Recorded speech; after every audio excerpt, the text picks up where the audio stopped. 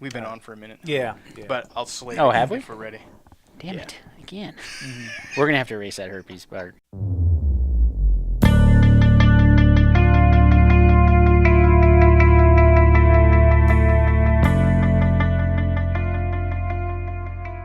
I think I might do this whole episode in Christopher Walken's voice. So Wow. if anybody has got an issue with the host, it's a good show. Talented. It just goes to show. And now she catches more fish than I do, so I've grown to regret that. That does say. I was like, man, I really hope I'm not overselling this. Oh, well. Probably, I was very, very fat. I was at least 5 pounds heavier then than I was now. And, they You say... carried it all in your face. Whether we're elk hunting or mule deer hunting or whitetail hunting, I mean, that's the epicenter, the climax of the year, the hunting season for us, the hunting year. Yeah, And prime after time. that, yeah. Can he say climax? I did. Is I that- think yeah, I can okay. say that. Do we have to mute that? There's nothing worse than breaking your boots back out again in the spring for shed hunting or whatever it is, and they just smell like the local bowling alleys, rented them out for 3 months straight. Yeah. And then I also learned over the course of the weekend that a thigh master can be an incredible upper body workout. Yeah. And that's what I learned.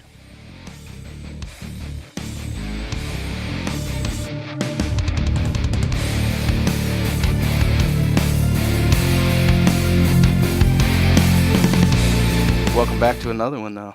Episode of The Crave.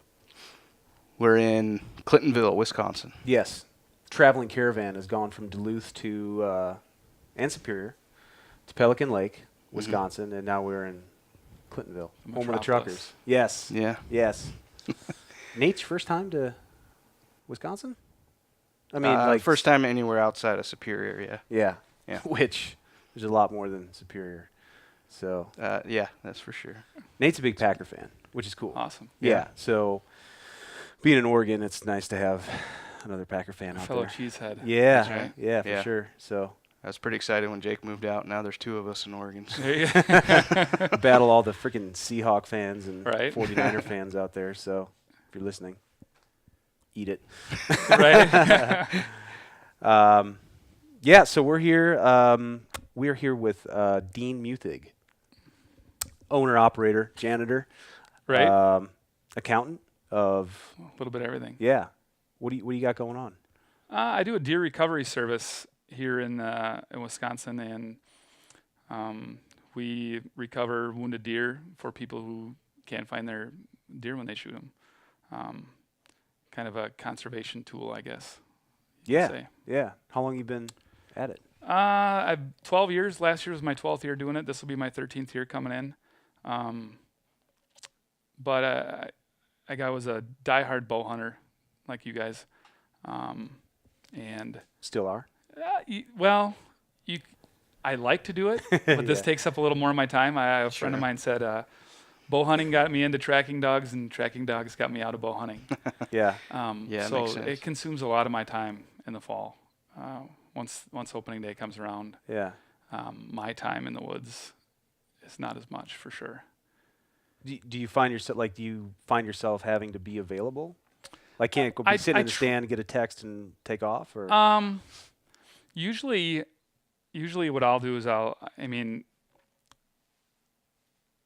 don't know. I wouldn't say I would wait for phone calls per se, but if I'm trying to decide if I'm going to go hunting one night or whatever the case may be, and I get a phone call and I want to go hunt, it's gotten to the point now where I will take a call over hunting for myself.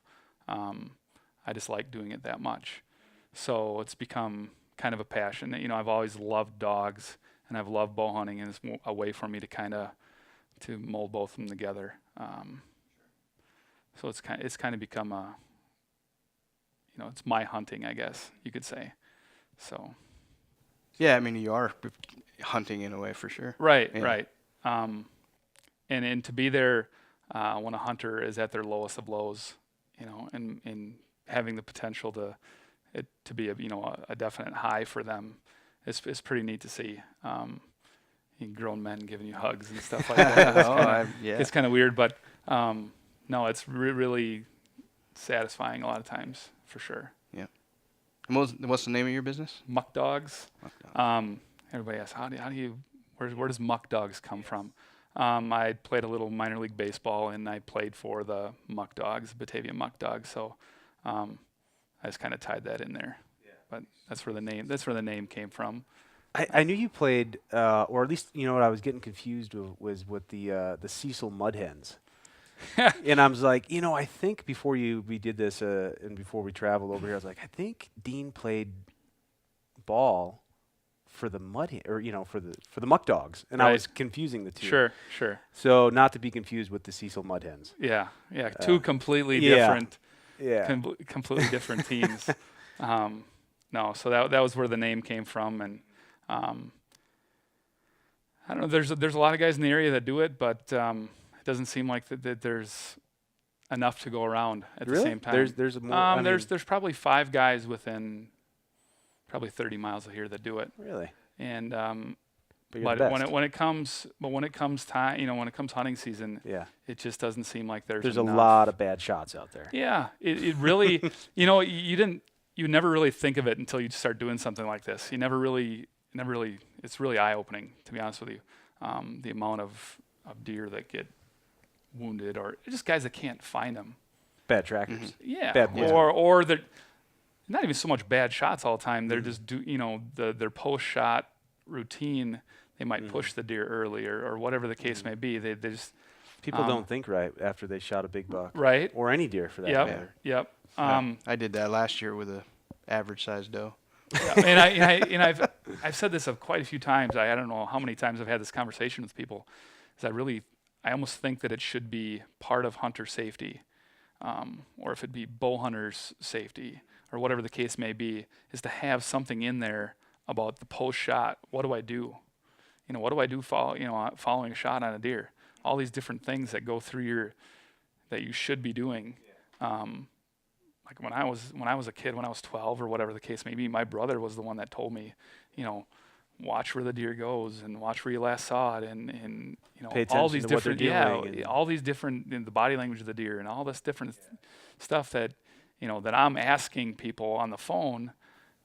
They've never been taught that before, right? And they don't know.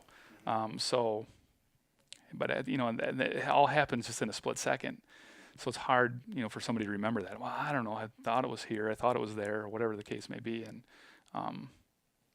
but then when you get out to the woods too, everything changes. When something was standing here, but it really wasn't here. It was 10 yards that way, or whatever the case may be. But a lot of misremembering. Yeah, right. I had that case this year when I shot my deer. To be honest with you, and it was only 20 yards, 23 yards away, and I was going through my head, and I'm telling all these people to do all these things. And now I can't find my arrow. I thought the deer was standing right here. Yeah. But I can't find it. I can't find my arrow. I know it passed through. Where did it go? Mm-hmm. And then you start to second guess yourself. And I'm like, well, I'm kind of a hypocrite here, telling people to do all these things, and I can't even remember it myself. Yeah. I remember my dad a couple of years ago. He shot his biggest buck to date, and my dad. He's been hunting forever, and he's shot a ton of deer, and he called me on the phone, and he had told me, and I could just hear the excitement in his voice, and he told me what he was doing, and I had to tell him. I said, you gotta back out of there. I said, just leave it, and you go back in the morning. I said, deer's not going anywhere right now. Yeah. So, yeah. So how did you get it? How'd you get into it? And you'll be able to relate to this. It was 12, 13 years ago, opening weekend, and that was back when we had earn a buck in Wisconsin. Yeah. And I had shot a doe opening night. And so if you're listening, you don't know what earn a buck is. It means you have to shoot a doe, and then you get a buck tag. Right. So it was kind of the herd reduction strategy that the DNR threw upon us at the time. And everybody ran out and tried to freaking shoot the first doe they saw. Yeah, doe or fawn or whatever it was. And I had a doe come in, and she was quartered away pretty hard, and I put a good shot on her. And it passed through, and we tracked it probably 40 acres and just got to an alfalfa field and had a hard time finding blood. And so it was late. It was midnight by that time, and we had just given up for the night. And I said I was going to come back. Well, I had to work the next day. I had school the next day. So I had been reading about using dogs for tracking, tracking deer, and I had never done it. I had this German short hair at home. She's 2 or 3 years old, and I thought, I'm just going to give it a try and see what happens. And I took her out there with no prior training or anything like that, and I put her on the track, and she had been a duck dog and a bird dog before, and I just told her to hunt dead, and she pulled me right down the existing blood trail, all the way across this alfalfa field, into a cornfield, and took me right to the deer. Really? Yeah, it was 27 or 28 hours later. Wow. That she did that, and it was awesome. In the mid 80s that day. The deer was no good, but I got my Arnabuck tag. But Counts. That, counts. Right. So that's how I got started in it, and it just kind of blossomed from there. We tracked 15 or 20 deer a year with her for the past several years, and then when I got my new dog, we started taking on more tracks, and we probably do close to 50 a year now. Really? Yeah. So, Nice. and that's as many as I have time for. Yeah. The amount of phone calls that come in, 250 to 300 phone calls Wow. a year. There's days in the rut, in the peak of the rut, when the phone will ring 25 times before noon.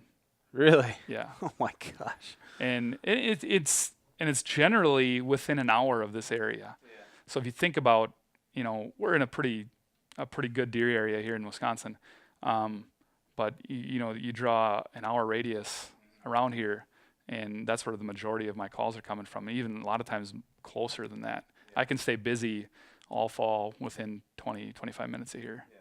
Yeah. So it's crazy to think that there are that many deer out there that are wounded, but I can only do so many in a day. The dog can do 2 or 3 in a day on a weekend, but when I have to work the next day, I'll try to get out at night. And when you have a family and you're married and whatever else, I'm thankful that I have a wife that is pretty understanding, and once the kids are in bed, I'm able to kind of go do my thing, and I lose some sleep at night, but Yeah.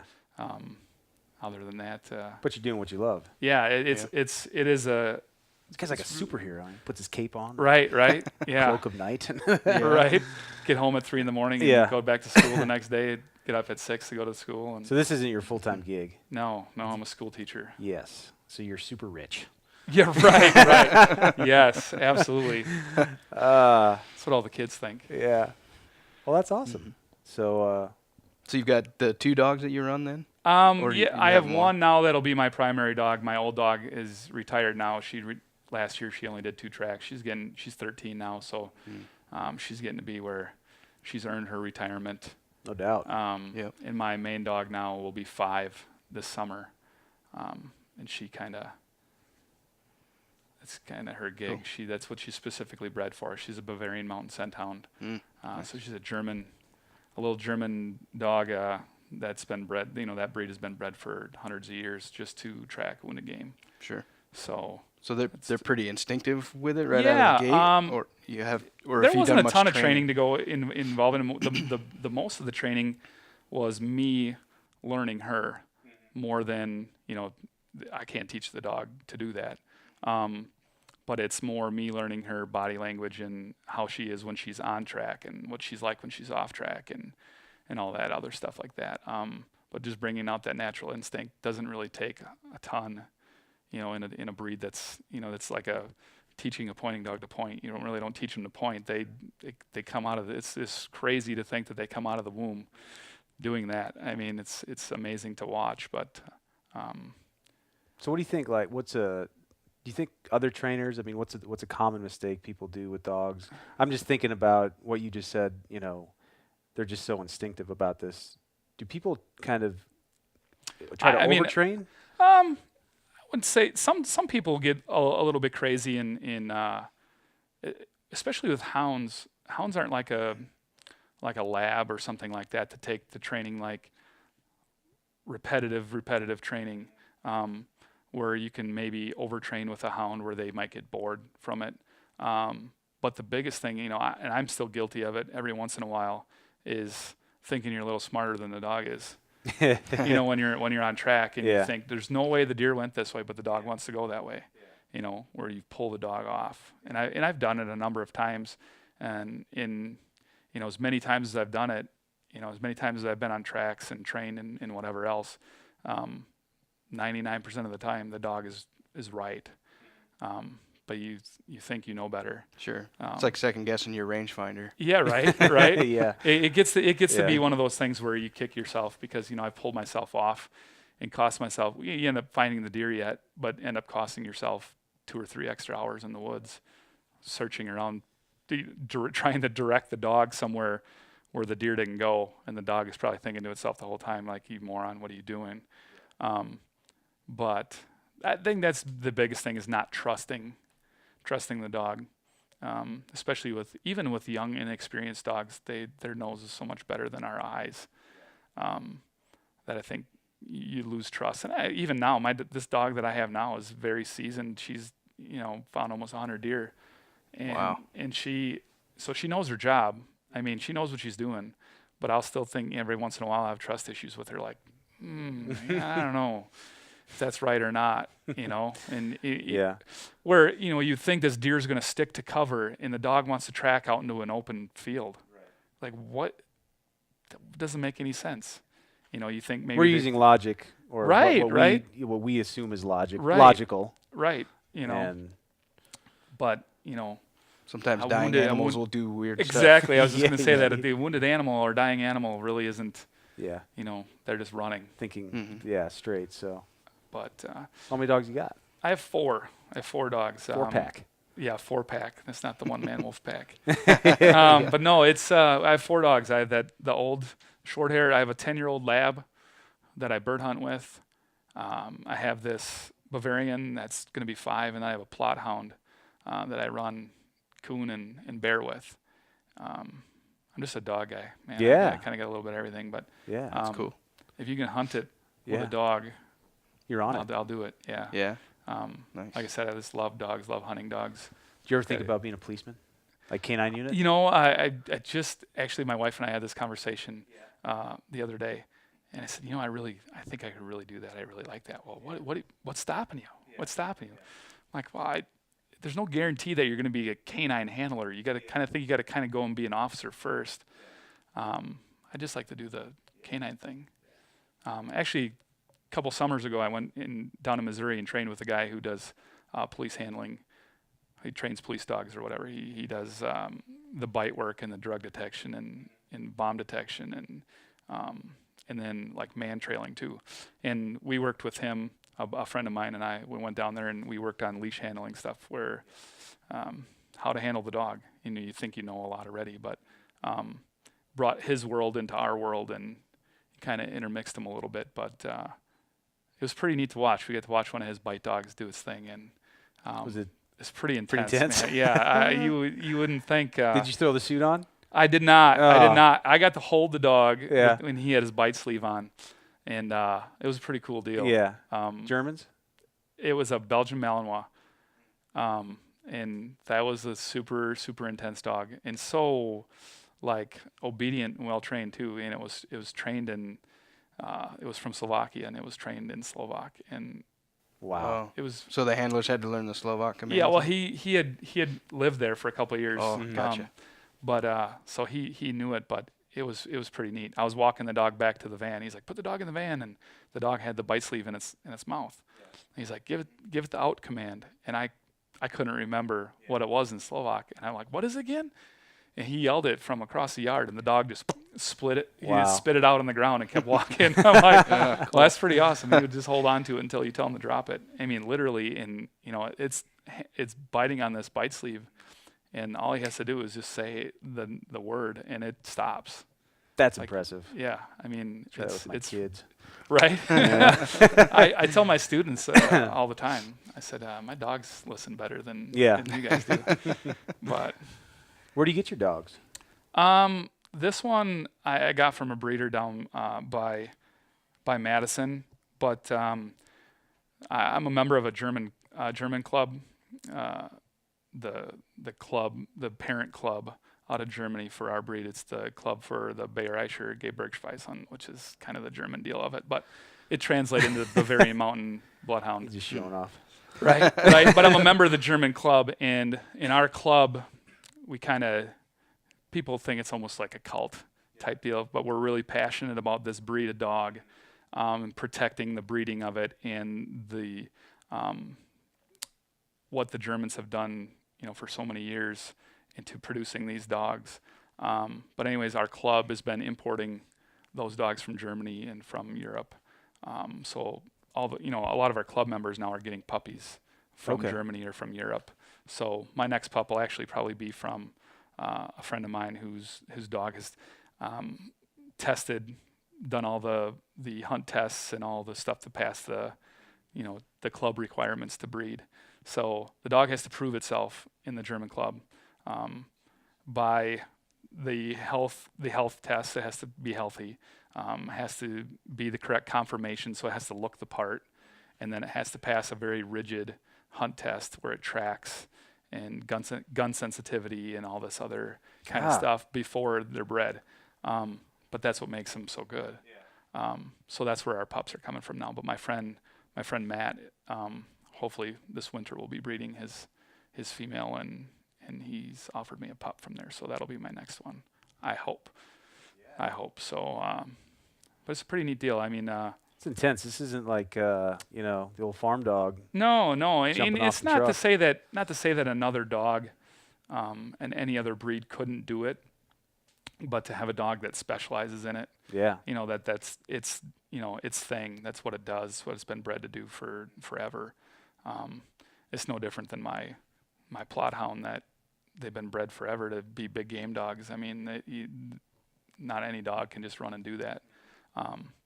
You can get a dog that does it, but might not do it as well. I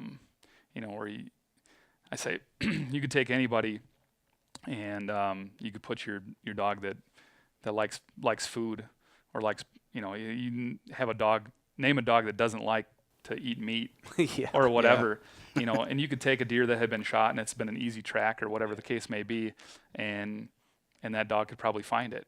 It's 100 yards and it's blood everywhere. The dog could, close his eyes and find it. But when you're talking where it's been a day or more and you're a 3/4 of a mile track and there's no blood and there's been a half dozen people walking over it, that takes a different kind of it's dog. Been rained on or rained on, and the heat and whatever else, where that scent is, there's just minuscule scent there, and for that dog to be able to focus through that and to track through that, or the case where you shoot one and in Wisconsin you might shoot and there might be 25 deer that have used that same trail, or that night you get deer that are coming in and out of a food plot or whatever the case may be, and there might be 100 deer there, and that dog is able to pick out that particular deer, really, and track it through that. That's outrageous. Yeah, so it's pretty cool. It's neat to watch. Yeah. It's neat to watch, stand behind them and watch them do their thing. That's neat. So what kind of traits do you, besides the breed themselves, you kind of touched on that too, gun sensitivity and some other things. Well, the dog, there's a natural tendency to use its nose. I wouldn't say really obedient, but a dog that is really driven, because you want a dog to quit on track if it gets too hard. So almost hard-headed and driven to a fault.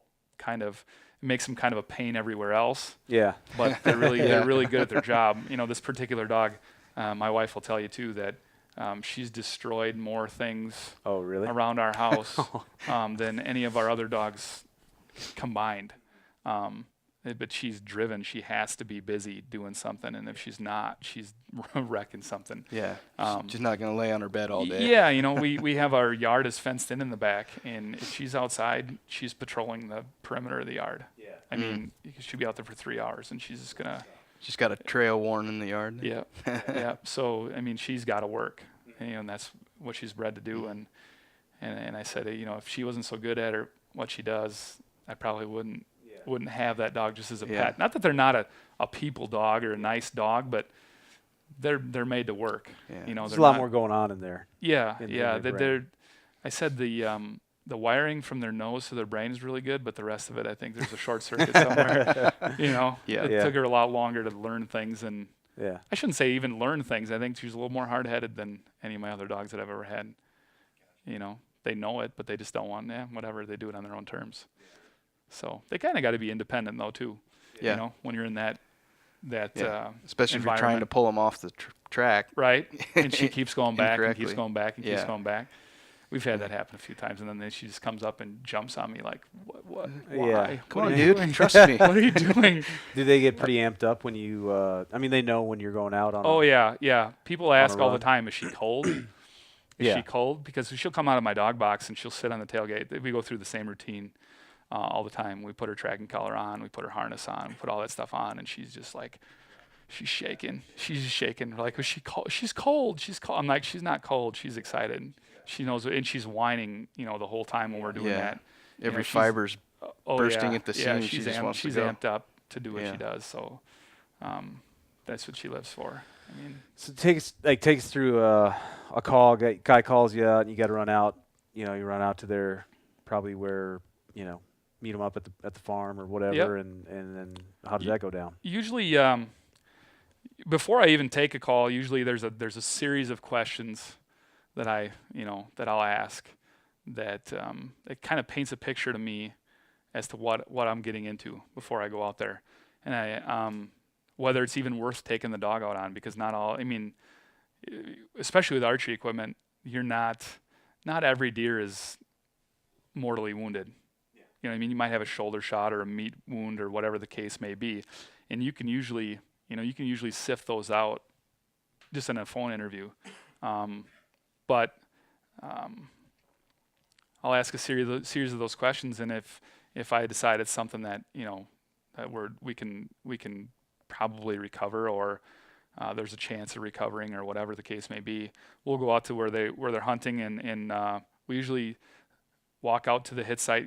I'll get the dog geared up and whatever, and we get ready, and they walk us out to their stand, and we always start at the hit site where they shot the deer, and that's just to get the dog accustomed to the scent of that deer, because they may have tracked it already 40 acres or a half mile or whatever the case may be, and they want to pick up where they left off. Well, I want to give the dog a fighting chance.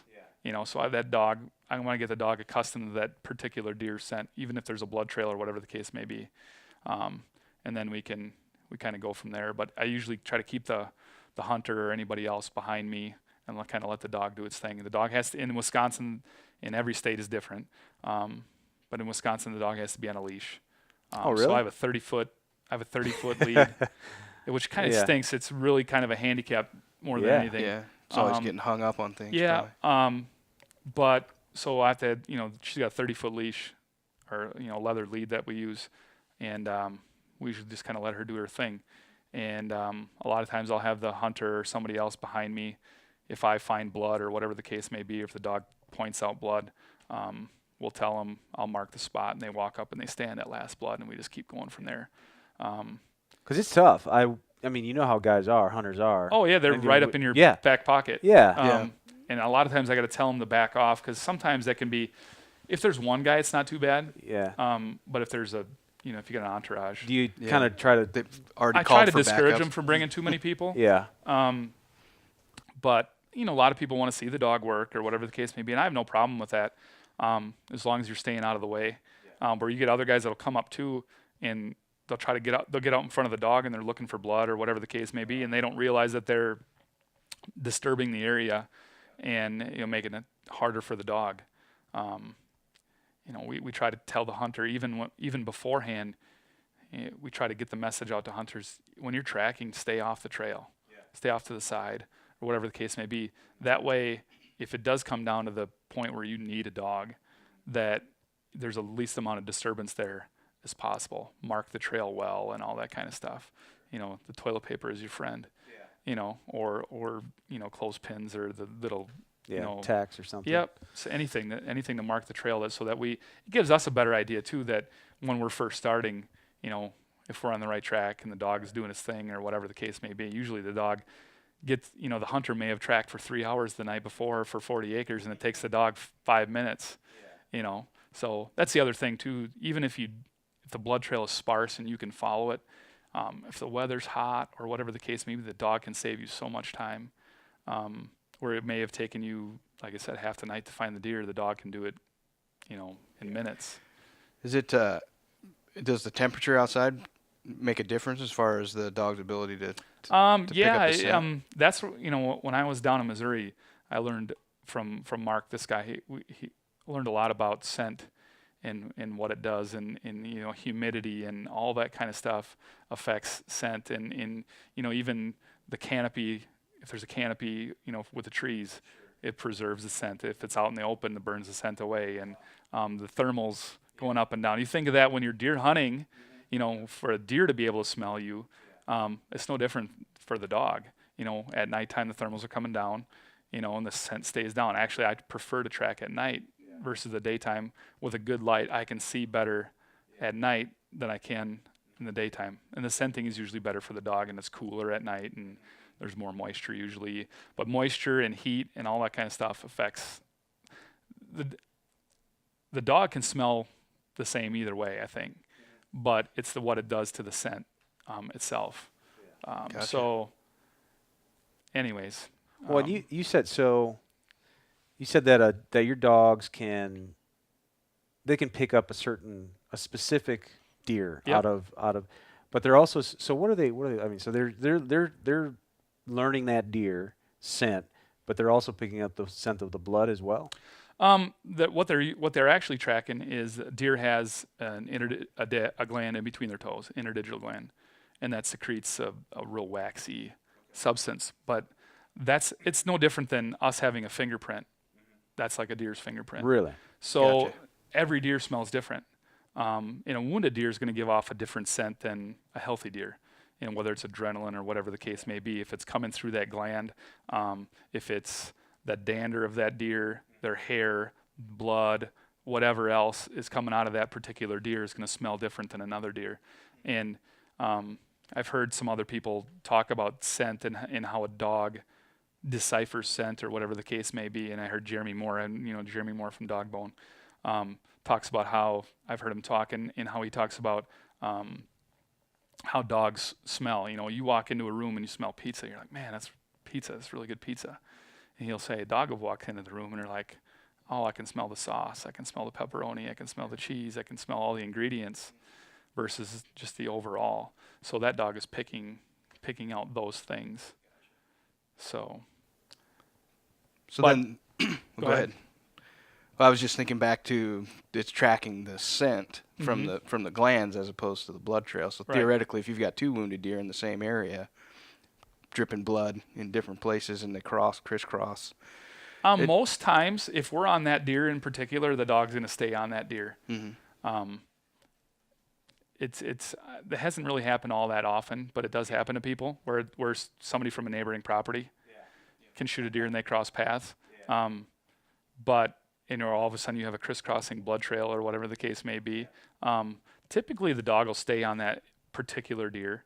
But I think there's been cases where they take the wrong one and you're at a different deer. But there's been some instances there where you come up on deer too and people say, it's not my deer. Yeah. Really? Wow. Well, it really is. They just it's smaller than they Oh, make. Yeah. Ground They were- shrinkage. Yeah, a little bit of we ground weren't shrinkage. expecting that. Yeah. Yeah. Bummer. Yeah. You ever see or have a shitty dog? I mean, like one like this is not working. I not that I've owned, Yeah. but there are ones out there that probably aren't created equal, so to speak.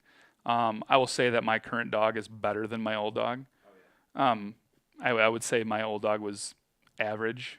You told before we started recording. You told us about your first dog. Yep. Tell us again how you came about. That was a pretty cool story. Oh, Well, it was cool, I but it was Yeah. working at our rec center here in town, and I was looking for a second dog, and I got one of the customers that are customers, people that came into the rec center. He had mentioned that there was a dog in the pound, and said it was a German Shorthair, and so I went down to our pound here, which is at the wastewater treatment plant in town. It's not like a big city pound or anything like that. And I asked the guy who ran the wastewater treatment plant if I could look at the dog. And she was just a 5-month-old puppy at the time. And she got out and ran around. And you never know what you're getting at the pound. You don't know what kind of dog they are, or whatever. But she sure looked the part. You know, she looked like a German Shorthair. She ran like one and did, you know, all that kind of stuff. But it ended up a girl that had worked for us as a lifeguard there ended up being a dog from their breeding, where it came about. But I went to pick her up that day. I asked my wife permission. She told me to go ahead and do whatever I wanted.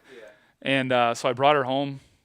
And I think this is the story you're talking about here with my son that was 2 years old at the time, laying on the living room floor sleeping. And he started crying, and the puppy darted into the other room, and I went chasing after because I didn't know what was going on. And she laid down next to him, put her head on his chest, and he stopped crying. And I told my wife at the time, I said, I think we'll keep her. I think we'll keep her. Yeah. But she's been a good one for me. Yeah. Yeah. Does it matter if it's male or female, or does one have a little better? You would. Some people tell you yeah, some people tell you no. Some people tell you males are more driven than females. They just don't say that to women. Right. I don't know. I have all females. Yeah. Just because I feel like females are easier to keep, but then and less messy.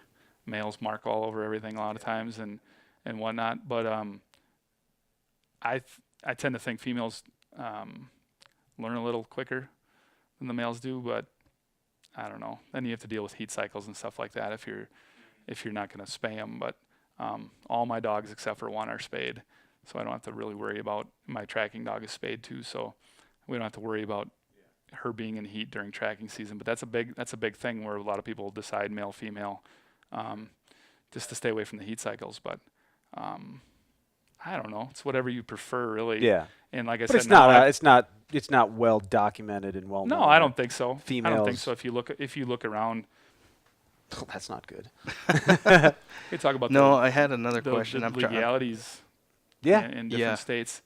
Currently, there are 37 out of 50 states that you can legally track in. Now, Oregon and Washington are not. You can't. Naturally. Right, Yeah. right. You can't do anything there. Those states in the Northwest are. But the rules are little different behind the curve. going from state to state. Now, here in the Midwest, they're fairly consistent. But Minnesota, you can't track in. I don't think either. The Dakotas might be on their way to passing it. Iowa's one where it's kind of sketchy. There's some in the Northeast where you can't. But most of the other states you can. But there are leash laws in most of the states where the dog has to be on a leash, but there's some states in the South where you can turn the dog loose. Yeah. Which ups your success rate substantially. Yeah. I feel like the biggest drawback, I shouldn't say the biggest drawback, the biggest handicap for the dog is the handler. You know, the dog knows what they're doing. Yeah. But they take the human element out of it and let the dog do its thing. A lot of times the dogs are a little more successful.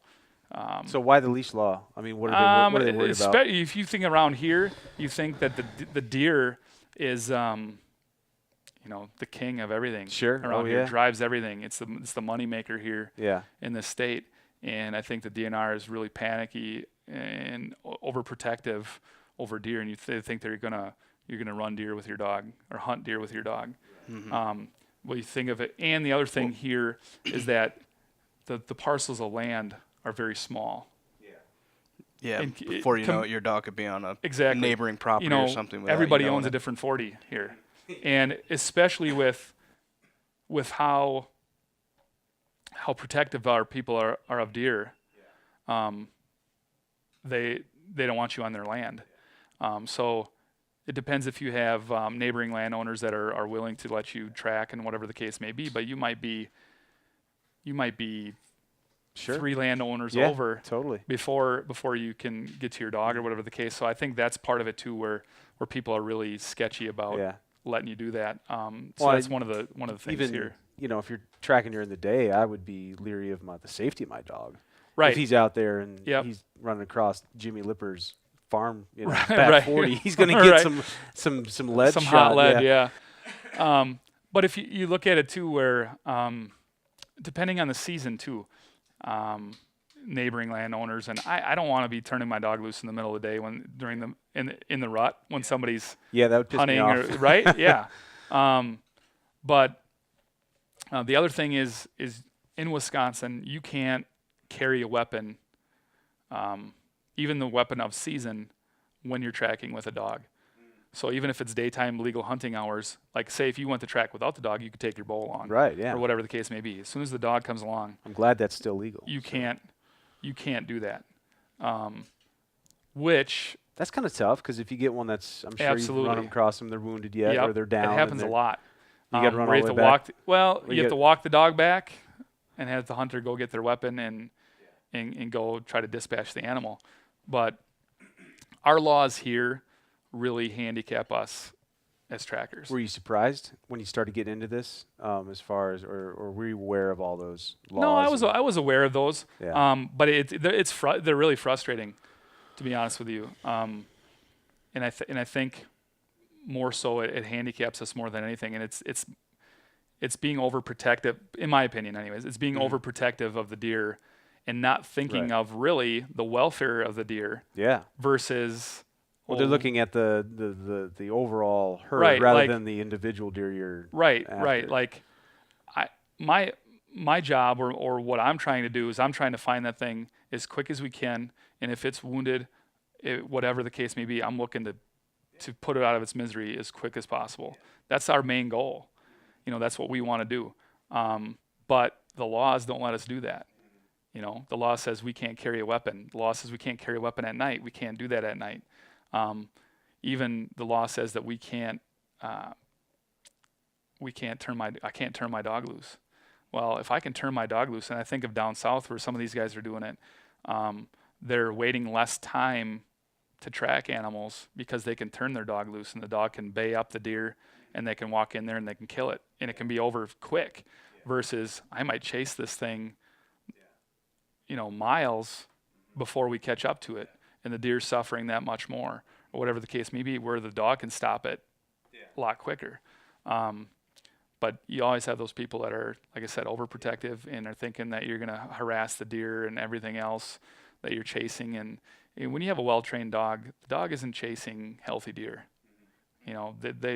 My dog doesn't chase healthy deer. She's not interested in healthy deer. The deer can get up in front of us and she just looks at them, puts her head back down and goes to work. They know what their job is. So it's They're worried it's about different. this, and we got wolves crawling around That's everywhere. Right. So Yeah. but like I said, in other states they can do that. In other states, there are some states too where you can not only turn your dog loose, you can carry a weapon. But in some other states you have to have them on leash, but you can carry a weapon. Like New York and the Northeast, they have to be on leash, but the tracker can carry a weapon. So we come up on a deer, say gutshot deer's laying there, and we can pull the dog off and dispatch the animal and have it be over with. Wisconsin, we do that, and they can even do that at night. Let's say we do that and it's midnight and we come up on a deer and it's laying there. Well, now the DNR tells us that we have to pull out of there, leave that thing lay, and now tomorrow morning it might not be there, or Yeah. it's going to lay there for another 6 hours and suffer and then So die. what? Like what? Yeah. Okay, Because so you can't obviously do there's- anything at night. Right. Doesn't, No. regardless of circumstance. Right. Yeah, right. Gotcha. 'Cause Weapon or anything. legally, guy can't Yeah. go back by himself without even Not without, at night, not right. at night. So, yeah, that's tough. Are you? So Yeah. is it a pretty tight community? All you guys? I mean, you said there's Yes and no. I think it gets to be it is and it isn't. When it gets to be a competition between people is when it starts to Yes, get that's what a I little was- bit edgy. And guys get a little bit jealous of other guys and whatnot, or you feel like you're stepping on someone else's toes. It's just like anything else. There's unwritten rules, hunting rules. But for the most part, we're a pretty tight-knit community in the fact that I give calls to trackers all over the place, and they do the same. Hey, I can't get to this one. Call so and so. I got a list of trackers all over the state that if somebody calls from somewhere, likely I have there's somebody within an hour of where they are that I can give them a number to, and we're all in it for the same thing. But you get guys too that are charging money to do it, and then that's where it gets a little competitive too, because guys are trying to make money doing it, and I don't. I mean, I do it just to do it. Really, you don't charge at all? I'll take a tip, Yeah. but I don't charge a mandatory fee. Yeah. Or you don't charge a mandatory fee. You know, these guys that are charging a fee, they get a little upset. Sure. You know, but I guess it is what it is. Yeah. Anything where somebody's trying to make money at it, there's Yeah, I there's mean, it's a business. But you're- for some whatever it people, is. But sure. The conservation aspect you mentioned earlier is very important to you. So yeah, I mean that, and the way I look at it is, I like to hunt. You know, and I like to hunt with my dogs. If I wasn't doing this, I'd be out bird hunting with my dog. I'd be out bow hunting, or I'd be hunting, doing something. So for me to say I'm going to charge money to take my dog out and do this and hunt, you know, to me it's ridiculous. They don't pay me to go out and bird hunt. You know, they don't pay me to take my dog out and run coon or bear or whatever. Some people do when it's a guide fee or whatever the case, but that's just something that I like, you know, that I like to do, that I'm passionate about. I like to watch the dog work. So, yeah, a guy could make some money doing it. I know make people some do. money. Right, you got to make some tips doing it. Yeah. And not to say that I don't, but I mean, you find a 150, 160 class deer, people are pretty happy, and even if you don't want to take money, they're gonna give you money. yeah. You know, they're gonna tip you money. But and the fact that the other thing is with charging money is that you're gonna get people that don't call you because they can't afford to do it, or they just don't want to pay it. But I think of the fact that you think of this community around here, it's there's a lot of low income areas around, and people that are, you know, you get people that are paying a lot of money for leases and different things like that up the road. But there's also a lot of people that are hunting with hand-me-down camo and hand-me-down bows that can buy their tag, and maybe that's about it. And they're trying to feed their family doing it now. So they wound a deer, you know. So now I'm not going to give them the opportunity to recover it because I'm going to charge a fee that they can't afford. Sure. That's the way I look at it in that aspect of it. But then you can look at it the other way too, where these guys are paying $1,500 to lease a 40, you know, and they've got $1,000 bow, and you've got $500 in camo, and you just go down the line, and you can't pay $100 or $150 to recover your deer.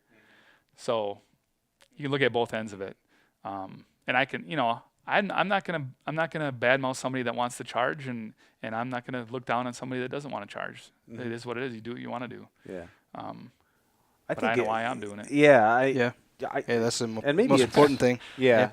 I know that, you know, we know some people that have hunted in Texas and have done some hunts down there for whitetails, and they've shot some large deer that they have not been able to find, and you know, the ranch It's a few $100s.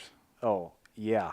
And then some. And then some. I remember Pay the tag fee anyway. Oh man, yeah. Well, that's the thing is, you know, you pay a lot of money to go down there, but yeah, those guys are proud of their stuff. I mean, it was like $500 just to get the dogs there, you know, and then There's some pretty well-known guys in the tracking world down in Texas there, and I just wonder if it was one of those guys. But could have been Roy Hines. It might have been. It was around the King, you know, ranch. It down might around have there. been. Yeah, wears a cowboy hat. And could be. I was not fortunate enough to be on that hunt, so right. I heard But about it. no, I mean, a guy could, you know, there are guys that do that travel around and follow the rut. Oh, know. really? And that's I mean, if you start up here, like ambulance you chasers. follow you follow the rut. Yeah, you follow the rut and go down. That'd be a pretty cool gig. Yeah. There's some guys that are retired that are down in Georgia that do it, and he starts in Illinois. Really? And he works. Him and his wife travel together. She drives him around, and she's his chauffeur. And the guy finds a ton of deer. Cool. But he goes on a ton of calls too. I think the year before, it's like 130, 140 deer he found in one season. That's got to feel good though, like you said, just to Yeah. see the range of emotions. I mean, we all see it as hunters, you know. We've been at the lowest of lows, and you get to the highest of highs, and that's an awesome feeling. And for you to be able to kind of provide that, that's got to be pretty awesome. Yeah. I just think last year, a friend of mine, we went up north. We were just talking about the tornadoes up there, and we were up there hunting, or he was up there hunting, and he got shot at his biggest buck, and we ended up. I ended up going up there, and we tracked across this marsh with standing water. You know, it was a 500 or 600 yard track. It was a fairly lengthy track, but there wasn't really any blood to speak of, and he had had no chance at finding this thing without the dog, and he would have never looked in that direction, or whatever the case may be. That, you know, the deer cut directly across the marsh, and when we found it, he was ecstatic, jumping around and hugging me and whatnot, and but that's how it is. I mean, you find That's somebody's awesome. biggest deer. Yeah, that's payment enough right there. Yeah, for sure. Yeah. But you know, and they're like, that dog is awesome. That dog is awesome. And Yeah. I'm like, I don't know, it was all right, I guess. You know what I mean? She's done She better. did what she was supposed to do. Yeah. It didn't look that pretty, but I'd give her too much credit here. right. You know, but You're gonna swell her But- head. you know, the thing with the dog is, they're a dog. They're not a robot. I mean, they're gonna have good days. They're gonna have bad days, and some days they can look like a superhero. You know, you can go on a half-mile track that has hardly any blood, and they can walk you down it in 5 minutes. You know, and you have some tracks that are half that length and take you 2 hours, and they struggle. But some days they, you know, good days and bad days, and just hopefully the good days, you know, outnumber the bad days by a lot. But no, it's a fun gig, man. I really, like I said, I would really rather do that. I was talking to some people, and I said, if I'm walking out the door to go hunting, and the phone rings for a track, and it sounds like a fairly decent track, I'm putting my hunting stuff away, and I'm grabbing the dog, in a heartbeat. And I don't think it wasn't always that way. It's kind of gotten to be where, and there's times too where I'm like, man, it gets to be the middle of the rut, and the phone rings nonstop, and I look at my wife, and I'm like, come on, Yeah. you know, and she's like, what? Yeah. You act like you don't like it. Yeah. You act like you don't like it, you know. And when I get out there, then it's like, then I'm, you know Sure. why you're out there, but Yeah. Sure. but it becomes addicting, Mm-hmm. really does. So far, It's like anything else. far Sure. more. Obviously, archery season's your busy season. Yeah, which You is do some gun too. Yeah, which is really weird. You know, I think there's at least as many, especially with the amount of hunters here in Wisconsin, there's at least as many deer, if not more deer, wounded during the 9-day or the rifle season than there is during the archery season. I mean, tenfold. Yeah. But the mentality of people during the rifle season is way different than it is during the archery season. So Dean's coming on record as saying gun hunters are not as good of hunters as bow. I don't even know if I would say that. It's just a different mentality. Oh, totally. You know, you get a lot of those rifle hunters or gun hunters that, and this is not the majority, where you get people that if they don't see the deer drop, they don't Yeah. go look for it. Yeah. But there's a different approach too, where instead of, at least here anyways, if that deer takes off after they shoot it and they know it's wounded, they might set up a drive or something else to push that deer out and try to kill it right there, rather than wait to go ahead and track it at night, or it goes onto the neighbor's property or whatever. You know how it gets weird like that. But the majority of my calls are during the archery season. I'd say 95%. You know, I had a few calls last year during muzzleloader. I seem to get more during muzzleloader than during rifle season, and for whatever reason, the muzzleloaders aren't leaving the blood trail that, you know, a rifle does, or whatever the case may be. Even with as big as the bullets are, it's crazy. We had one that we recovered last year that literally bled just specks over a few hundred yards, and it was shot in the chest. It's like, how does this thing not bleed? You know, my nephew shot one too, bad shot angle, but straight on, and it lodged in the deer. But we literally, with a 50 cal, could not find the entrance hole. We looked and looked and looked, and until we were skinning it out is when we found it. I couldn't believe how small it was, but you just couldn't find it, and the bullet was lodged in the back leg. But that deer never bled a drop. Well, that we could see. It's a heavy coat too. The dog walked within minutes. Really. You know, walked right up to it. But you have no idea. A cloud of smoke and whatever the case is. He's like, I don't know where it ran. Yeah. You know, and he looked all over for it and couldn't find it. And the dog, like within a couple minutes, found it. But the archery season is definitely the majority of the calls. And I I don't know. For whatever reason, that's the case. I don't know why, but Well, that makes What's sense. I the, mean, Nader had a good question. What's the most common thing you see where the hunters make a mistake or bad shot placement? I guess there's two different questions. Two different. Is it usually a bad shot, or a lot of times it's a bad shot, but a lot of times there might be a deer that's recoverable, and they've just pushed the deer too early. And, we get a lot of gut shots, and the dog loves gut shots for whatever reason. Whether there's more scent there, or if they like that scent, or whatever the case may be, but the dog does really well. We have a really high recovery rate on gut shots, but you get hunters that push that deer too soon, and now that deer gets a little shot of adrenaline, and now it's gone. Whereas it might go 100 yards or 200 yards and lay down and bed down and maybe die there. Now it's gone a half mile or 3/4 of a mile or a mile. And if they would have just left it lay, because I always ask, well, how long did you wait to track it? If they gut shot it, well, we waited a long time. We waited like 2 hours. Yeah. Like, oh, okay, 2 hours. You should be waiting like 12 hours. And that's the hardest thing to do as a hunter is to wait, especially if it's a big deer. But then they start to think that they made a better shot than they did, or whatever the case may be. But the number one thing is definitely pushing a deer too soon. The more time you can give them, the better. I mean, you can't. Yeah. You if can the probably weather allows, assume that they may be fibbing a little bit too when they say. Yeah, definitely. and that comes in my interview.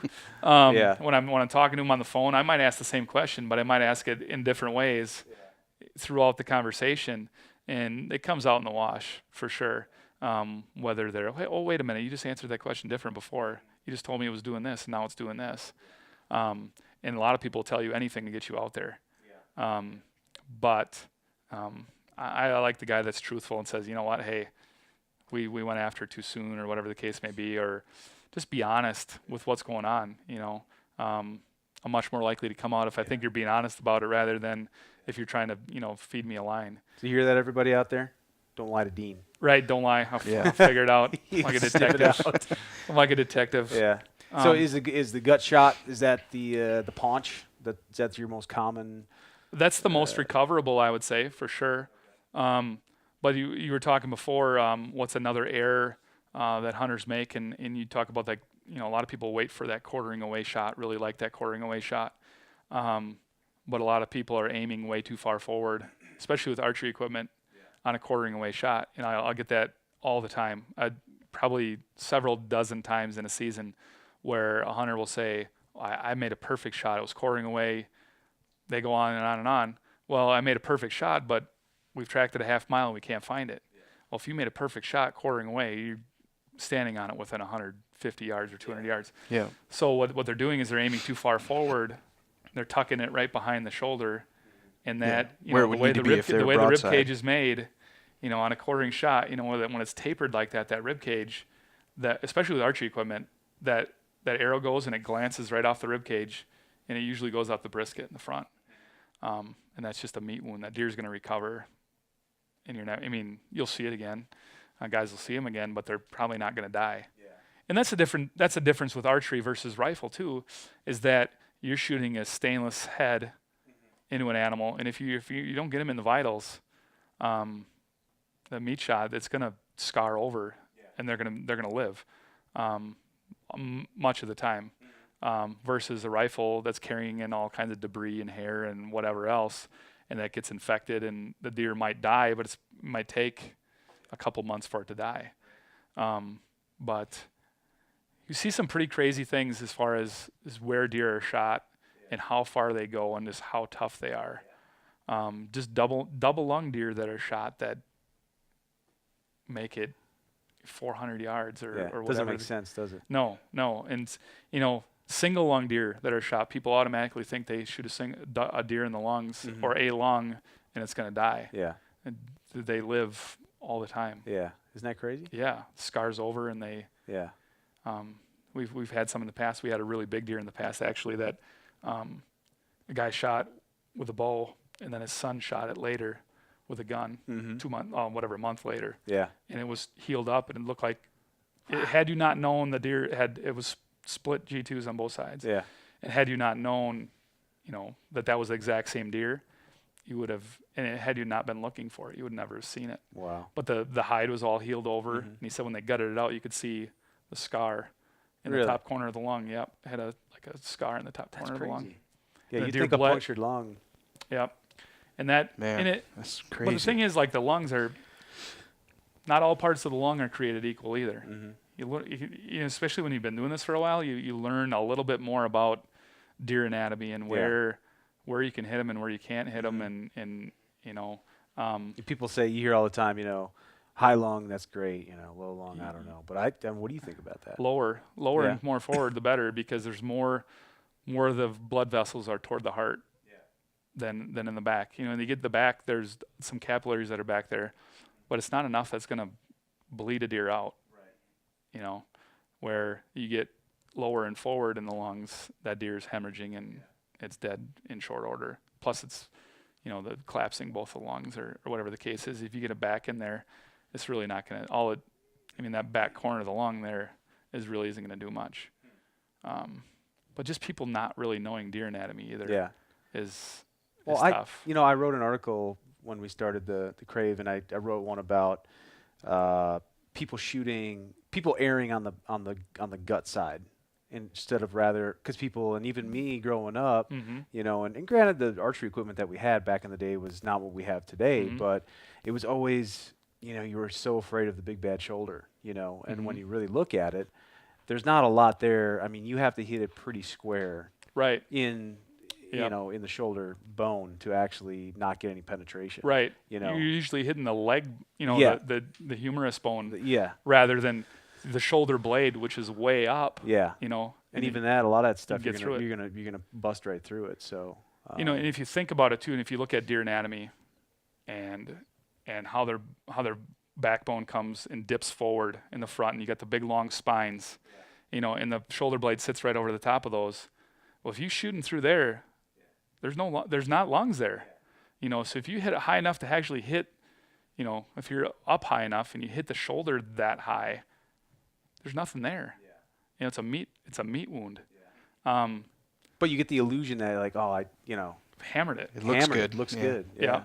It's just so the anatomy portion of it. If you know, I think the best thing people can do, especially learning deer anatomy. Number one, obviously, when you've got the deer, I'm like a little kid, man. When we're gutting them out, I'm looking, where where was this deer hit?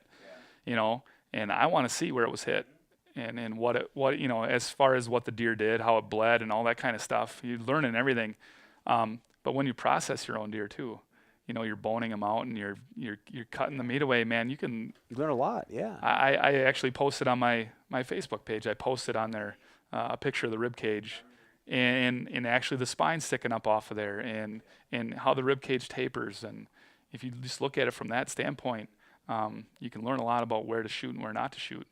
You know, for me, I might tell people to shoot back a little ways for the simple fact that I got a dog and it's going to be, I shouldn't say a slam dunk, but if that deer's dead, odds are if we do the right things, we're going to find it, you know, versus if you're tracking just by eyesight, you know, you might be a little, so I'd say stay away from the shoulder a little bit.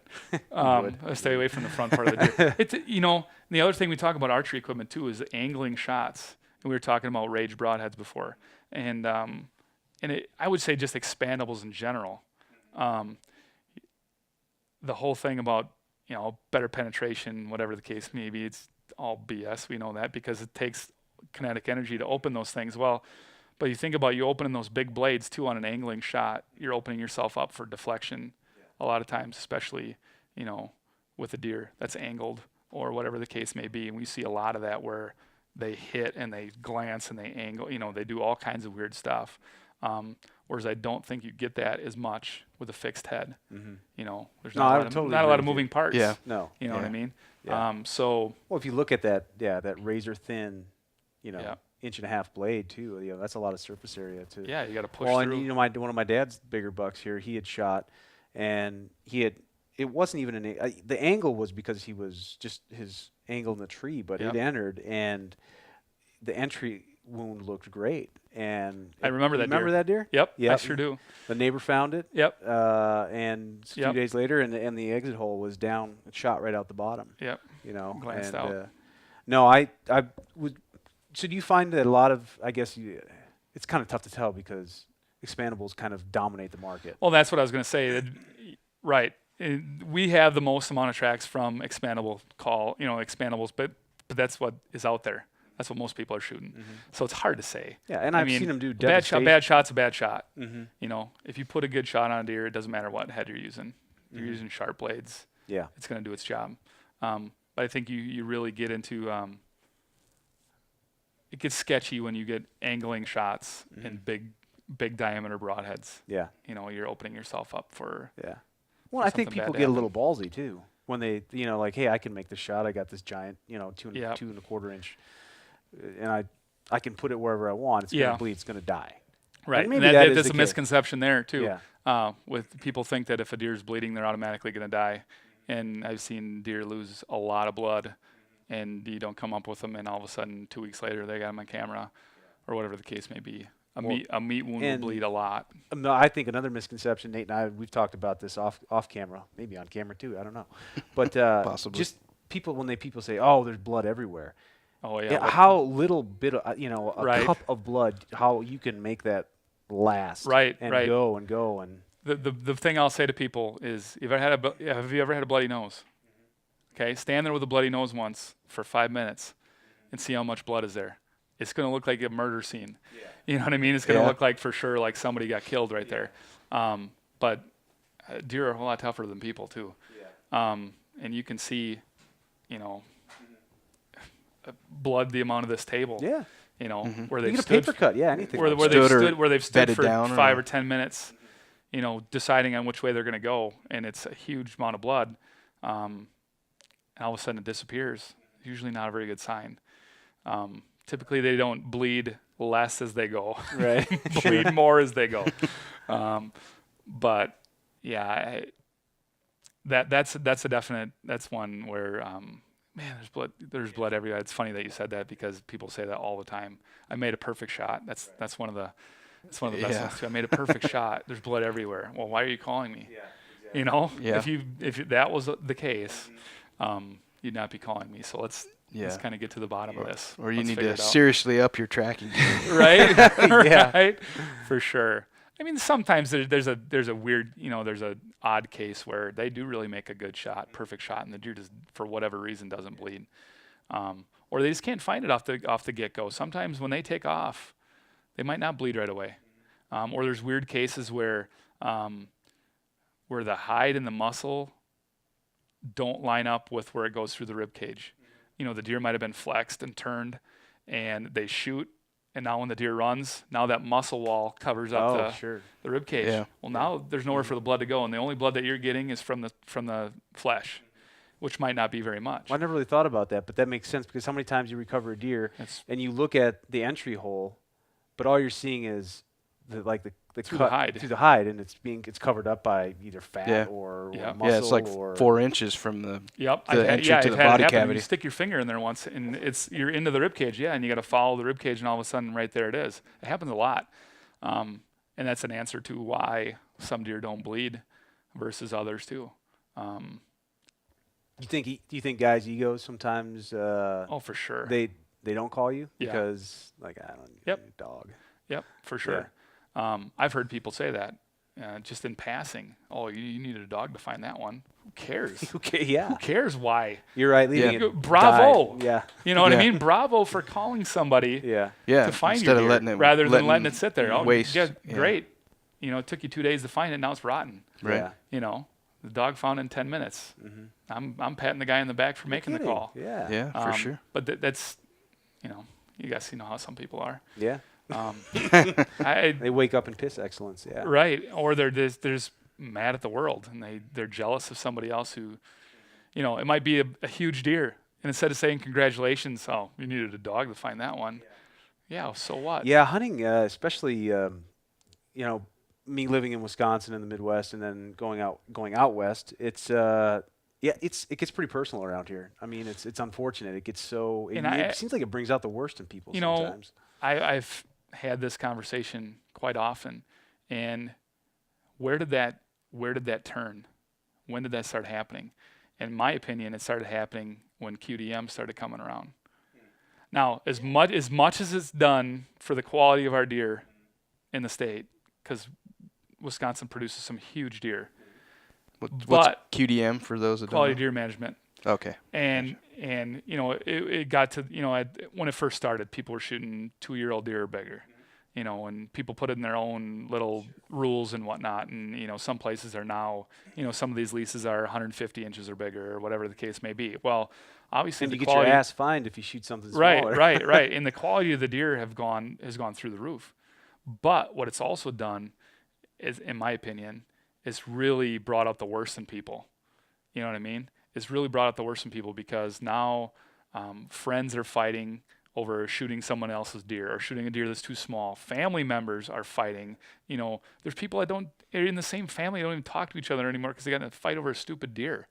I mean, people's moral compasses are screwed up when it comes to that kind of stuff, in my opinion.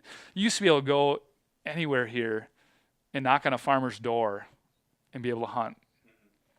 And now you can't do that because people are leasing up land. Now, I don't blame the farmer because the farmer's got to pay his taxes and got to do whatever. But that's just, it's become that. You It's know, commodity now. I mean, like, there's a value. You got to pay to play. Mm-hmm. It's become one of those deals where you got to pay to play versus, you know, being able to just go and knock on. It's kind of unfortunate too because, you know, I mean, if you have a lot of money, you can lease up some pretty phenomenal land and lock it up, and you know, all of a sudden you're the best hunter in the world because every year you're shooting 160 inch deer. Right. Yeah. I take that with a grain of salt, man. You can do the right things and do all the right things, but if you don't have a 160 incher on your property, you can't shoot a 160 incher. Right. Well, and even, you know, I would, to kind of piggyback, and then Nate and I have talked about this before, is, you know, outdoor television too. You know, it's like you see all these shows and it's, you know, these guys passing up, you know, 150, 160 inch deer, and it's like, man, that's not reality. Right. I mean, Give them another year. It shouldn't be anyway.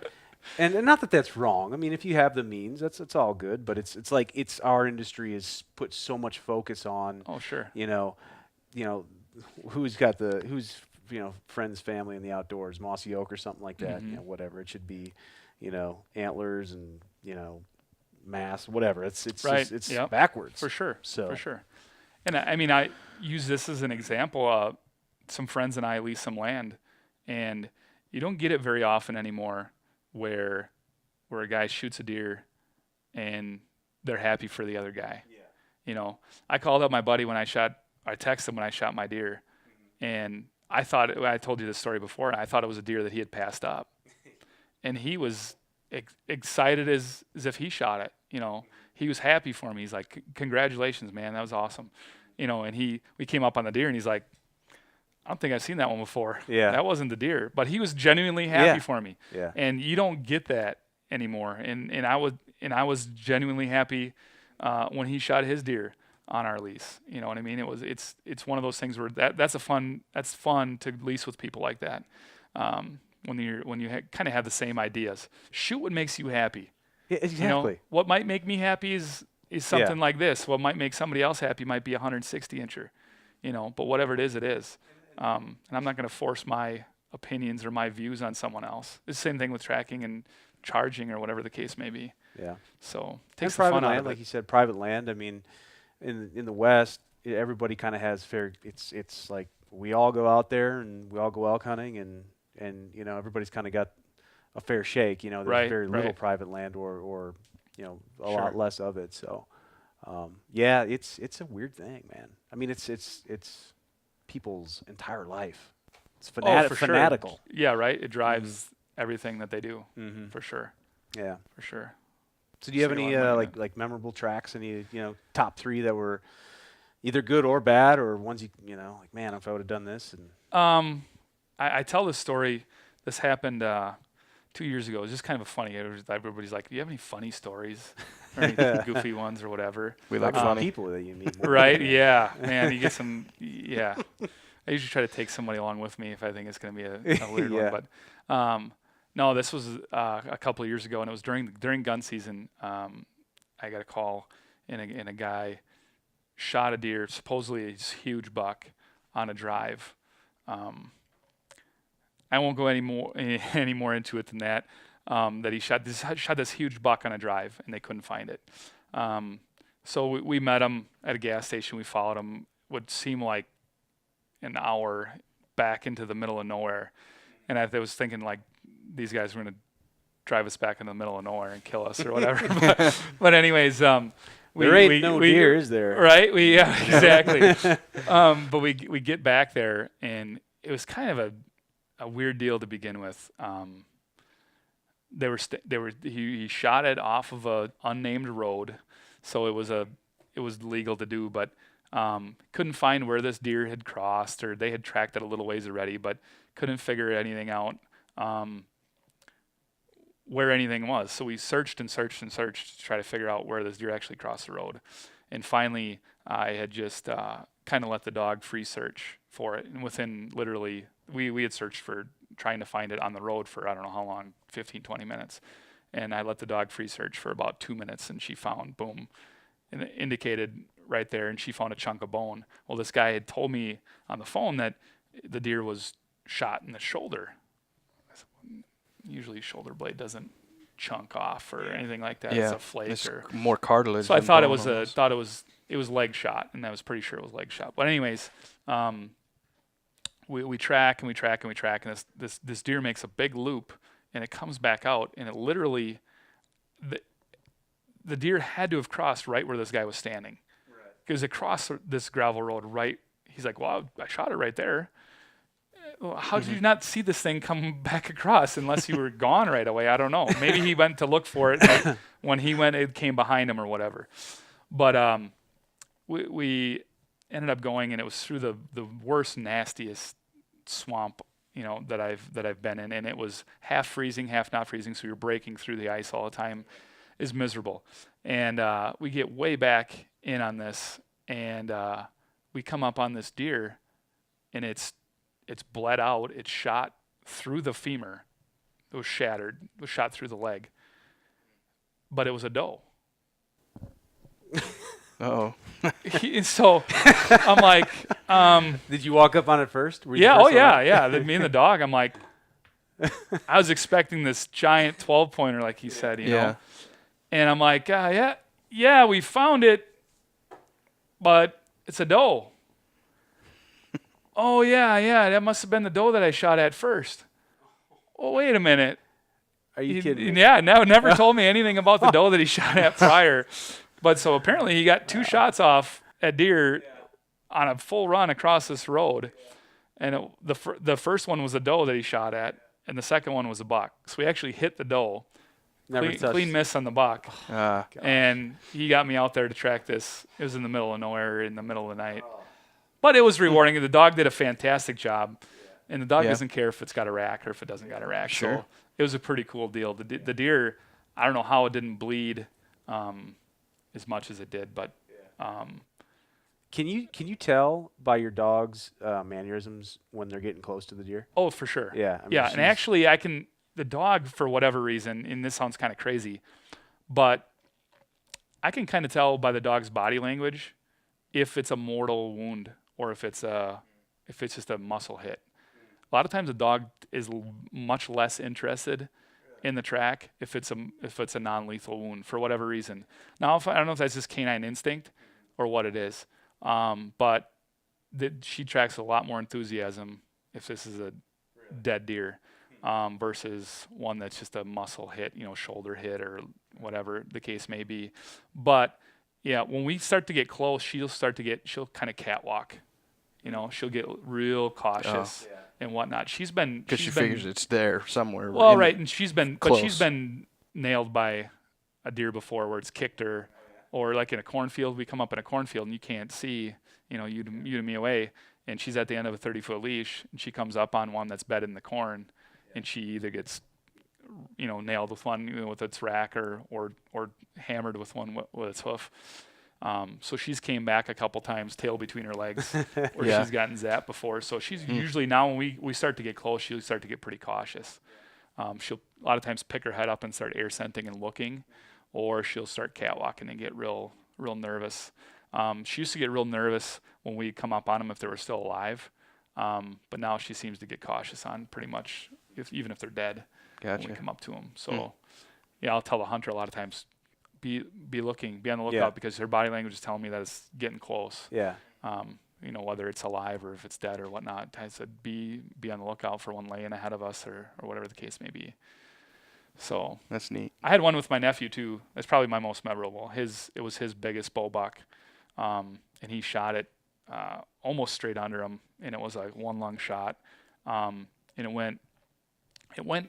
Straight under a tree stand. Yeah, he was up in the Gotcha. tree, and he had shot it kind of angling back a little bit, so it hit the back of the lung and went out the guts, but it was like one lung, liver, guts. So anything that came out the exit hole was plugged by the guts, and it had to fill up to bleed out the top. You know what I mean? So he didn't bleed hardly at all. And so I got in probably 40 acres on this track, and the dog was pulling like crazy, and I got in there, and all of a sudden this buck gets up and takes off and runs. And my heart sank because I thought it was this deer. And so I'm watching this deer run away. So I called my brother's 40 acres back at the Last Blood. And I called him and I said, hey, how big a buck was this? And he's like, I don't know. He thought maybe it was an 8-pointer. Yeah. He wasn't sure. He saw it was a shooter buck and that was it. He took his mind off of it, which for a 12-year-old, it was It's like pretty pretty good. awesome. Yeah. But anyways, so I'm standing there and the dog is like pulling, like, and I'm thinking, well, you just want to go after the one that just took off. And she's pulling and pulling and pulling. And so I'm like, all right, well, let's just walk up to see where this deer was laying to see if there was a bed with blood in it or whatever the case may be. And we walked 20 yards and she walks up over this log, boom, and there it lays. It was laying there dead. So this other deer was laying there and it was bedded pretty close to the dead deer. And it took off running, and I thought it was the actual deer. So I called my brother, and I'm like, I found it, but don't tell him. Just come down here because I want him to tell him that I saw one take off. Let's walk up here for Last Blood, and it was neat because it was all ferns. It was early season, so it was all ferns, and it was tall and in there, and it was laying over on the other side of this log. So it was really cool. He walked up, and I'm like, I think the Last Blood's right over here. And we walked up and it's laying there, and he's like, the look on his face, it was awesome. You know what I mean? For it to be my nephew too, it was pretty cool. And being his biggest buck, it was 11-pointer. It was a pretty nice buck, and Awesome. but it was pretty neat for him. And plus to kind of pull a fast one on him. Shenanigans. Like, oh yeah, That's always the I best, think it was right here. I don't know. That's cool. I've done that a few times where we've walked up on him and I'm like, I don't know. Come up and tell me what you think here. I don't know. I think we got some blood up here. So just play with people a little bit, but usually with people I know, not with people not with people I don't know. Give me a heart attack. Right. So no, but it's that's something different all the yeah. time. The neat thing too is I get to see a lot of different property. Yeah. You know what I mean? Pretty nice. Yeah. Have property you? too. Expanded your hunting. I haven't, availability? and I haven't. And I've thought about that too, whereas people. Listen, you could jump right to the head of my pickup list here. Right, exactly. How much money do you want? Nothing. I just want to hunt here. Yeah. I've thought about that, but I haven't come up on any of those. But that'd be definitely nice in some of the properties that we hunt or that we go on for sure. I bet. We're up in Tigerton at the leases quite a bit, so to have some of those properties would be pretty nice. Yeah, for sure. But that's cool. You got So- something for me? Yeah, I got one more question. So there's a lot of wolves in the northern part of the state and stuff now too. So it's just making me think to ask if you run into any predator issues out there, coyotes or coyotes wolves, are or coyotes black are our bear biggest even? one actually. I haven't ran into any wolves. I know there's wolves around here, but we have had a case a couple of years ago. My dog, for whatever reason, does not like coyotes.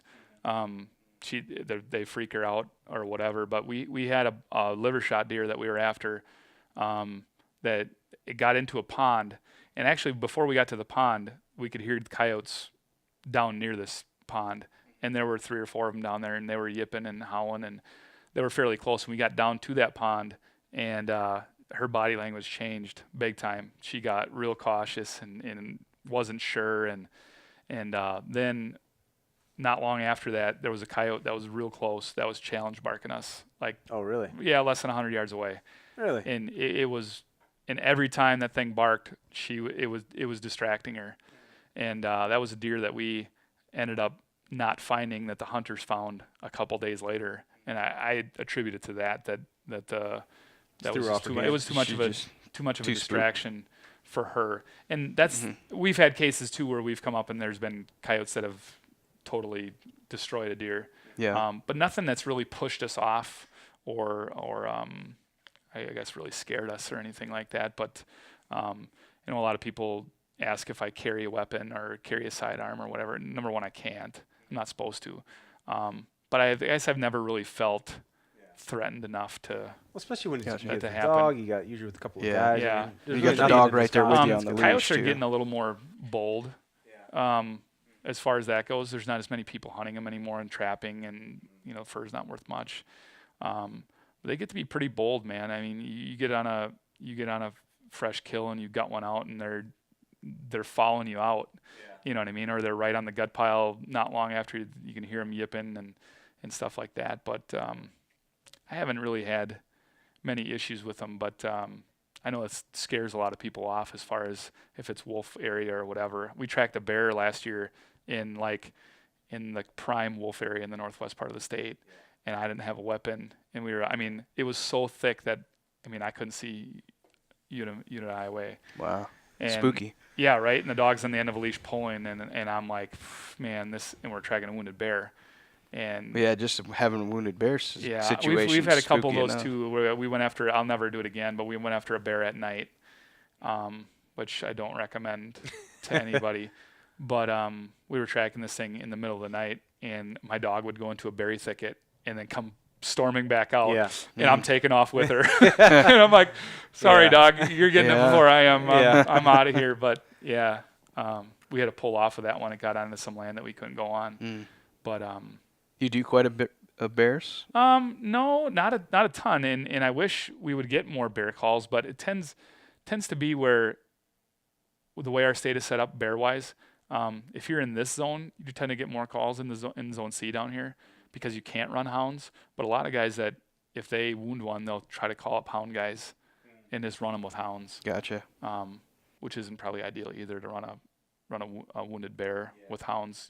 Ends up getting hounds hurt. But yeah, we don't get a ton of bear calls. We get a few every year, but bear's a tough animal to track too. They stink to high heaven, but Oh yeah, they don't bleed a lot.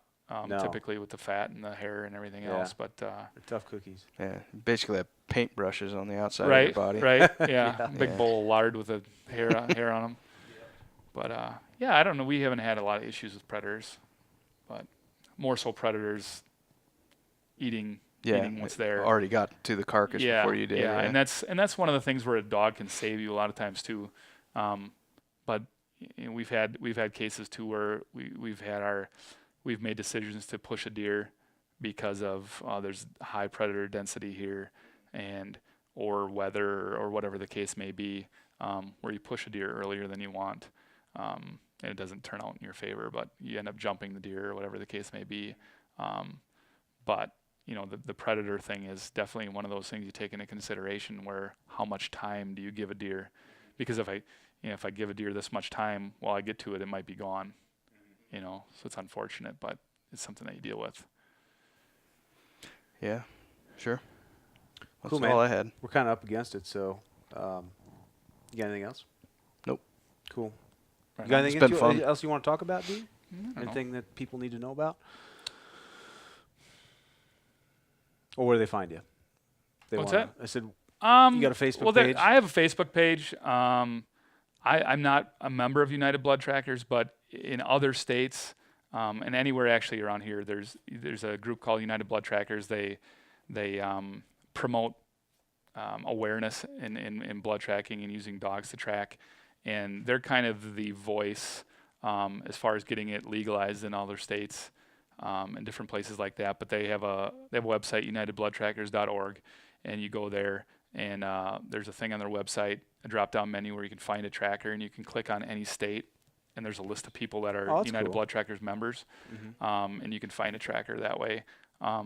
Most of my calls around here are word of mouth. Usually somebody knows somebody that I've tracked for, and it's that kind of way. Or you can, I mean, you look on Facebook for blood tracking, and now there's a lot more popular than it ever has been. So you could probably find somebody through that way too. But the United Blood Trackers is a pretty good way to find somebody in your area. I mean, we have probably a dozen or more trackers that are listed in the state for that, which quite a few of them are right in this area too. But so I got one more for you. Are you talked quite a bit about the legality of what you can do as a tracker in Wisconsin. Are you involved at the government level at all, trying to get that changed as far as leash laws? I haven't sidearms? been, but I definitely, that's something I'd be interested in, is definitely looking into the leash law, and more so being able to carry a weapon to dispatch an animal. I just think it's the right thing to do. Yeah. From a moral aspect, putting an animal down as quickly as you can. And I think if you take that stance or that argument to it, I mean, anybody that has any sort of common sense whatsoever, if you're thinking through conservation or the welfare of the animal, you're going to want to put it down as soon as you can. And or at least let the tracker carry a sidearm. Right. To assist and I'd with be the dispatch. I'd be as willing to go as far as to say, hey, make me buy a license for it, a fee to track, and that allows me, even if my dog has to pass a test. My dog, I think Michigan does that, where the dog has to pass a certain level test to track, to know that it could stroll, that can do what it's supposed to do, and then that allows actually allows the tracker to carry. I think it's actually the hunter to carry a weapon with a licensed tracker, but I would rather with my dog it'd be me carrying the weapon versus whatever. And then it's usually the weapon a season, which, archery equipment or whatever the case may be. I've come up on a lot of deer where had I had a shotgun or whatever the case may be, we could have made short work of even a crossbow now in the state. Right. It'd be tough if you're tracking them at night. It'd be tough to dispatch them and take another shot with a compound bow or archery equipment anyway. At night, but yeah, that's one of those things that I would love to see changed. The leash law I would love to see changed too, because I think it would help us. But I don't know that that's ever, especially here with the we talked about that before with the small parcels of land. I don't think that's one of those things that's going to fly. You get people that are so crazy about their deer crazy, and they're going to run their deer off in the neighbor's property or whatever the case may be. But in reality, that's another misconception that. You get a lot of people that might not let you track because I'm not going to let a dog go in there. They don't understand that myself and the dog make a lot less commotion and a lot less disturbance than 5 guys walking through there or 6 guys walking through there and grid searching and pushing got blood over here. Yeah, right. Right, exactly. So we're disturbing a lot less, and the number of deer that we see that we walk by that are bedded within 15 or 20 yards of us, and we just walk right by them, and they look at us and stay bedded, and the deer, the dog and I walk by. I mean, that happens a lot. That's not happening with 5-6 guys walking through the woods. No, not at all. Looking for blood or whatever the case may be. So there's a misconception there with how detrimental it is to bring a dog in to your property. It's really not. It's a good point. So awesome. Well, cool, man. Appreciate it. Yeah. Appreciate you coming over, and it's interesting. Yes, I cool to learned a learn more lot. about We usually do what I learned at the end of the show, but I there's too much. I don't know. Yeah. I learned a lot. German somehow. Yeah, right. So. I could talk. No, I could and talk Slovak dogs and deer all day. But it's it's fun, man. It's something that I really, really love doing, and Yeah. No, that's really cool. I knew you were into it. I guess I didn't know, because I've known you a long time, but I didn't know it was this big of a passion. That's pretty cool. So if you had to, we also do Would You Rather, which I knew this was going to be a fat episode, so I don't want to squeeze in too much. But if you had to choose running dogs or bow hunting, I'd run dogs. Yeah, I I kind of figured that was the answer. Yeah, I've said this to people before too. Like, even other animals, whatever, would you hunt if you couldn't hunt them with dogs? I wouldn't, especially birds. People goose hunt and duck hunt and whatnot without dogs. I mean, that's the whole thing for me. If I didn't do it with my dog, I wouldn't do it. pheasant hunt. No, I wouldn't walk around in a field or walk in the grouse woods and try to just flush grouse and hunt them. I would prefer to do it over my dog. So, yeah, I would definitely rather. I would choose dogs over deer. I don't think Nate and I would do that. I think ours would probably sway the other way. Yeah. But, I'd love to like come and just to see you work or blood tracker work. That'd be pretty cool. It is pretty neat to watch especially if you've never seen it before. Then you're like really like, whoa, man, that's really impressive and whatnot. But when you watch it for a while, even if the dog doesn't do the best job, because it's a misconception. Like the hunters think the dog could do a terrible job, but you find the deer. Like, man, that dog's like the best dog I've ever seen. I'm like, really? That was really terrible, actually. What you just watched is really bad. Yeah. We got to the end, but that was really bad. Yeah. Sure. And well, then for them, it's all about the oh, yeah, if you find the it or not. destination. Right, exactly right. For us, it's the process. And for me, it's definitely going back and critiquing what we did. If you want to get better at it, you got to look back, and you got to look back at it and be really critical of yourself and of the dog if you want to get better, especially as a team or as a handler or whatever the case may be. And there's nobody harder on me or my dog than myself. Yeah. And if we suck, I'm not gonna tell them that we suck, but man, we suck today, or whatever. I'm gonna go back and I'm gonna watch. I'm gonna look at my GPS. I track everything on my GPS. The dog has a tracking collar on. I really don't need it because she's on a leash, but for me, in case she gets away, a lot of times I'll have to drop the leash to get around some brush or whatever the case may be. But it allows me to evaluate at the end of the track too. How did this look? And I can look at the overview of the track. I can look at just the bird's eye of it and look at it, and you can tell where the dog struggled and where she lined out and how she did good. And even if I can't remember that on the track, I can always go back and look at it on the GPS. And now I've got you guys got your GoPro. I've got a Verb camera that I got for myself, and I've got a mount too for the dog.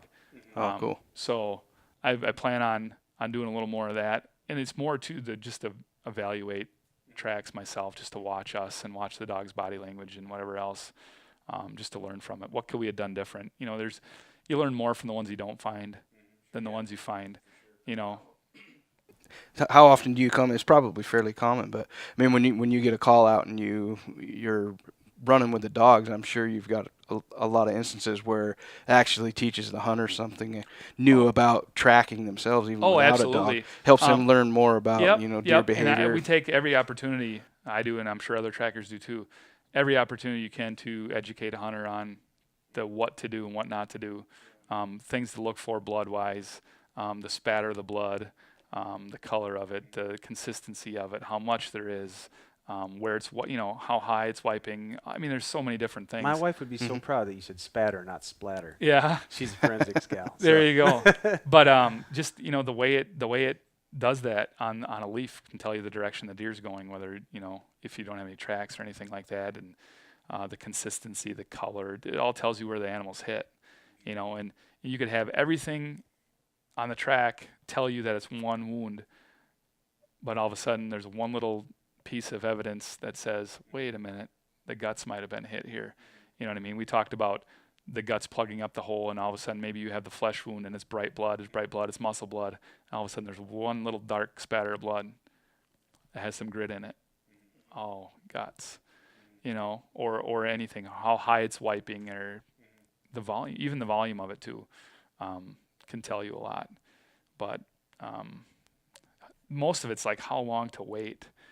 Because if you don't get one, a lot of times, they've gone after it too soon, or whatever the case may be, or even a lot of hunters don't know. Just walk off to the side of the trail, or you talk about taking the old-fashioned way is like, well, if you can't find it, take a bunch of buddies out there and grid search. Well, that's an arch enemy of a blood tracker with a dog, because you're bringing all sorts of contamination in and walking all over the track. You might have 3 guys walk directly down the blood trail. And they've gotten that all over their shoes, and now they come to a loss, and now they spread out and they make circles. Well, now you're just confusing the heck out of the dog. The dog's running around like, well, it went here, it went here, it went here, But the dog learns to deal with that too. The the dog starts to kind of figure that stuff out. And the more seasoned they get, they can kind of work through some of those things. We've been on some too where a guy will have been in there grid searching with a bunch of guys. We had an old guy that we tracked for 4 hours, like 3 guys grid search for 4 hours, and the dog found it in 7 minutes. Really? Yeah, I was like, all right. Yeah. Wow. He's like, well, I Grid swear we search walked doesn't- by this thing a couple Yeah. times. Yeah. And it was in the Lebanon marsh or Lebanon swamp, and it was terribly thick in there. And they'd walked by this deer. The deer was alive and bedded yet. That was gut shot and it was alive. And so we had to walk the dog out and he had to go back and get his bow and shoot it again. But yeah, they'd walked by this deer I don't know how many times, Wow. laying there alive yet behind Yeah. a blowdown. But And it was So- light out. Sounds like if they went back. yeah, oh yeah, it was in the You got morning. their Yeah, bows. it's easy to It was do. it was in the morning, and the dog like literally walked right up on it. I mean, all of a sudden the leash went slack, and I looked, and I'm like, she's staring this thing right in the face. I mean, they're Yeah. like, whoa, man, I got to try to reel her in Yeah. real quick, so she didn't get nailed. But Cool. he tried to get her. Oh, really? Yeah, Yeah. I mean, he didn't have much left, but Yeah. he tried to go at her like this, and I pulled her back. But so then we walked her out and walked back in there. We knew the deer wasn't going anywhere, so he walked back in there, and I loaded the dog back in the box, and she barked for a half hour straight while we were Yeah. back in there. Hey, She wait. wanted it If you're bad. going back, I want to go Yeah. back. Right. So Yeah. yeah, Cool, man. a lot of interesting stories. Oh, yeah. Yeah. We'll have to do this again. I mean, we'll be back again, I'm sure. Yeah. So maybe during deer season next time. Right So on. We'll maybe take a live episode. Hopefully not, but maybe we'll. Yeah, call that ya. sounds good. Yeah, that would be cool. That would Yeah, be for cool. sure. Well, awesome, man. Mic'd up. Appreciate it. Right on. All right. All right. Thanks, Steve. Again, if you need to find, if you're in the central Wisconsin area and you need some deer recovery service, find Dean. Look us up Muthig, on yeah. Facebook. Yeah, MuckDog Recovery Service. So, all right. Yep. Cool. Thanks, man. You bet.